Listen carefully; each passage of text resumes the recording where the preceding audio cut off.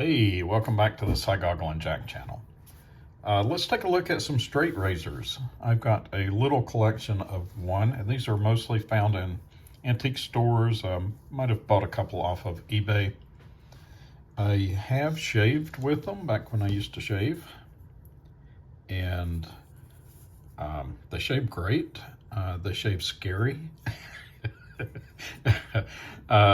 What I liked about shaving with a straight razor is it required a little bit of skill, and if you weren't mindful and being in the moment, it would let you know almost immediately. Or have the ability to be very sharp, even scary sharp, mostly due to this really pronounced hollow grind. So the tip of this one comes just paper thin, even thinner than paper thin. I would say razor thin.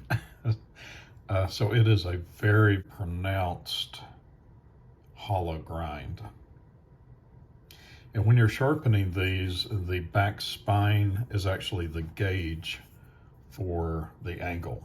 And you can see how that pronounced hollow grind makes it very easy to strop or sharpen. So the spine is the gauge that you use for holding that right angle. Can get really scary sharp with just a little bit of stropping.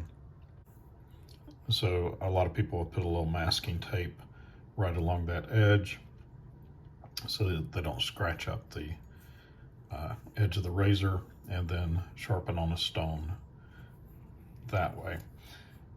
Since it is such a hollow grind, every time you do sharpen it, though, you lose some meat of your blade. So the blade comes back further and further. On this old Boker here, it comes down, and then this last, I would say, half of an inch is just almost flat right here. So that would give the person that's sharpening this a lot of meat before it started to change that angle. Some are flat ground though. I have one here that is a definite full flat grind. I don't think there's any hollow grind to this, maybe a little bit, but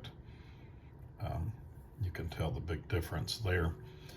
This one would take a little more skill to sharpen because the edge there is not the gauge of where you're going to sharpen it. This is the one that I shaved with when I was shaving. I have a big beard now. I don't know, just a curiosity of a time gone by. I also have some boxes here. The boxes don't necessarily match up with these razors, but I just like it because it's, a time gone by. This one, you see the price was $3 for an Oxford razor. And these are just little fitted cardboard boxes. People did, and maybe they still do, carry these.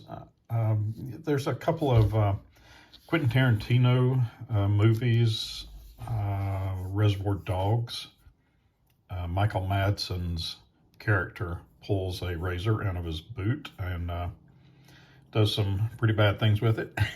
And in another Quentin Tarantino movie, Kill Bill, Uma Thurman's character is buried alive in a pine box, and she uses a straight razor that she pulls out of her boot to cut herself free. And there's also a Jim Croce song, Bad Bad LeRoy Brown. It's got a .38 pistol in his pocket full of fun and a razor in his shoe. I'm not a lawyer, but I would not suggest carrying a razor concealed on you.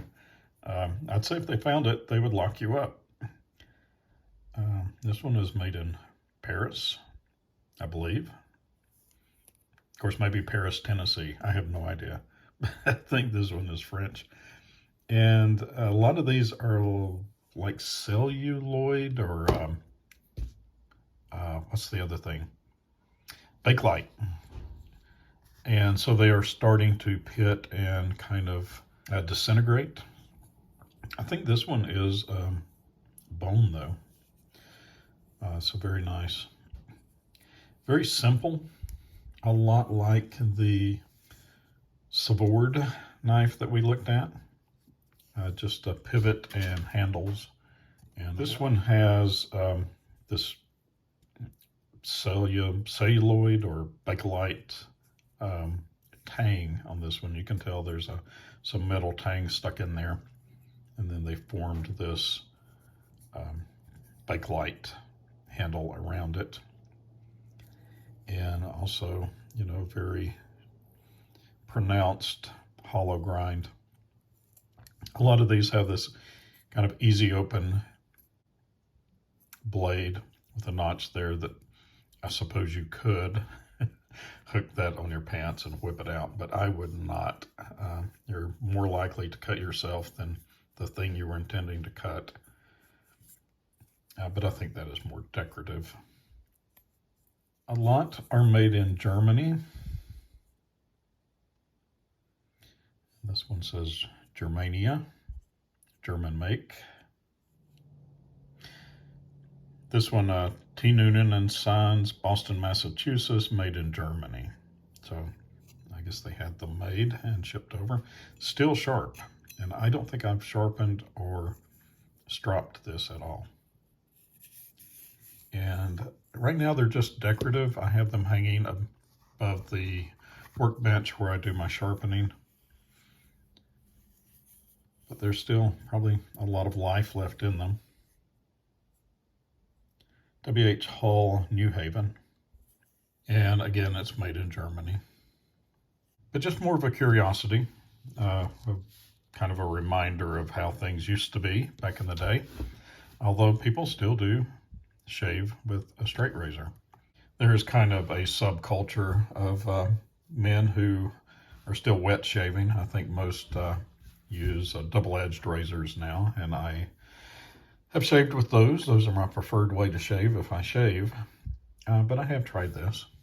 I think straight razors are the reason that a lot of men back in the 19th and very early 20th century had kind of bizarre facial hair, you know, and big mutton chops, and just they would just shave the bottom of their chin or something like that. And I think it was just to avoid having to do a lot of shaving with a straight razor, because there is some danger there. There's some risk, and it does require, you know, a little bit of skill.